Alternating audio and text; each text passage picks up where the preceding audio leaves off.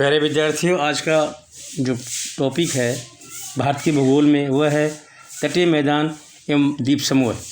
तटीय मैदान भारत की दक्षिण सीमा समुद्र सीमा है। इस सीमा के सारे तटीय मैदानों का विस्तार पाया जाता है, अर्थात भारत के 7,516.6 किलोमीटर सागरीय तटरेखा के सारे स्थित मैदान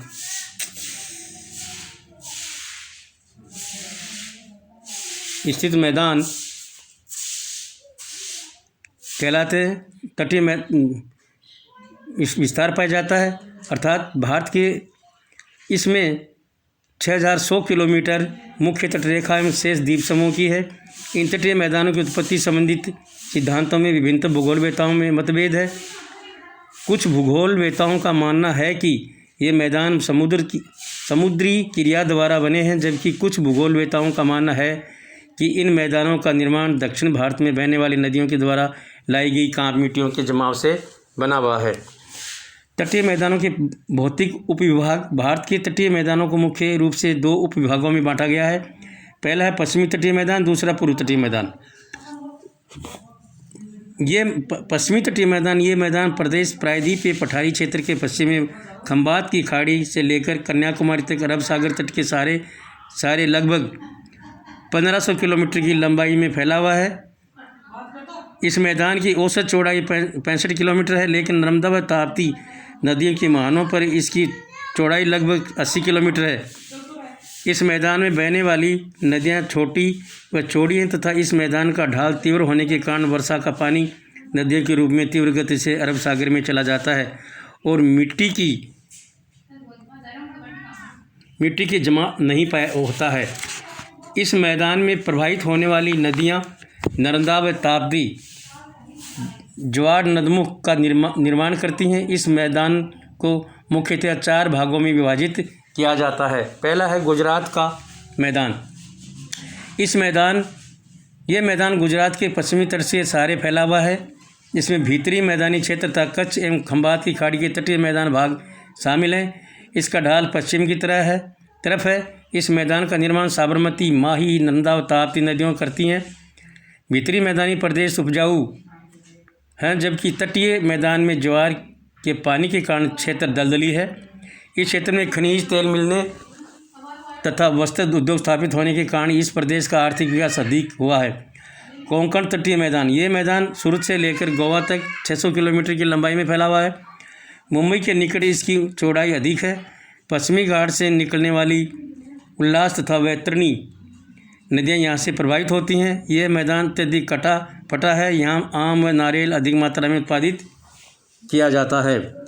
थाल घाट व भौर घाट दर्रे यहाँ स्थित हैं तथा देश की औद्योगिक मुंबई इसी मैदान में स्थित है।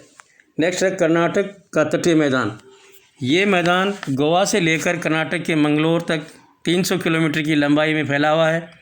यहाँ वर्षा अधिक होने के कारण तथा सामान्य तापमान के कारण सुपारी, गर्म मसाले, केला, आम, नारियल, चावल आदि अधिक पैदा किए जाते हैं तथा पश्चिमी घाट के पश्चिमी ढालों पर बागायती कृषि की जाती है। मालाबार का तटीय मैदान। ये मैदान मंगलोर से लेकर कुमारी अंतरीप तक फैला लगभग 500 किलोमीटर की लंबाई तक फैला हुआ है। यहाँ लंबी व संकरी अनूप झीलें पाई जाती हैं। कोचीन बंदरगाह ऐसी ही अनूप झील पर स्थित है।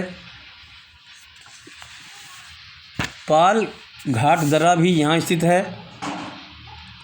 यहाँ रबर, कवा, सिनकोना, गर्म मसाले, पानी, नारियल तथा रोसा घास अधिक उत्पादित की जाती है। ये मैदान काली मिट्टी तथा महीन लेटराइट मैदानी मिट्टी द्वारा निर्मित है। पूर्व तटीय मैदान।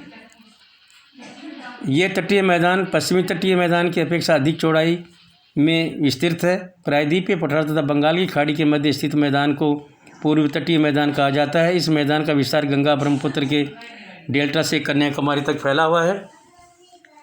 इस मैदान की औसत चौड़ाई 160 से 480 किलोमीटर तक है। यहाँ नदियों द्वारा कांप मिट्टी के जमाव के कारण इस मैदान की चौड़ाई अधिक पाई जाती है।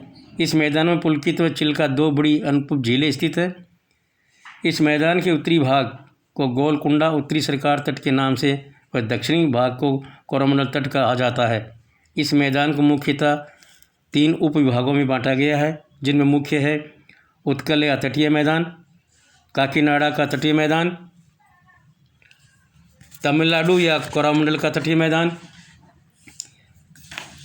नेक्स्ट है तटीय मैदान का आर्थिक महत्व। इसका आर्थिक महत्व क्या है? तटीय मैदान से चावल, गन्ना, नारियल, काजू, सुपारी, रबर आदि, गरम मसाले आदि का उत्पादन बड़ी मात्रा में किया जाता है। तटीय क्षेत्रों में बगीचे बनाकर चाय, कबा, गरम मसाले का अधिक उत्पादन किया जाता है।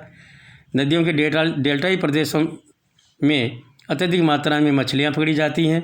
इन तटों पर भारत के प्रमुख बंदरगाह कांडला, मुंबई, मारमागाओ, मंगलौर, कोचीन, चेन्नई, तुतीकोरन, विशाखापत्तनम, प्रायद्वीप, हल्दिया आदि स्थित है, जिसके द्वारा सस्ते परिवहन से अन्य देशों से आयात निर्यात आसानी से किया जाता है। स्वास्थ्यवर्धक एवं प्राकृतिक सौंदर्य की दृष्टि से पंजिम, वास्को, मंडगांव, जहू, चेन्नई, गोपालपुर व पुरी आदि इन्हीं तटीय मैदानों पर स्थित हैं।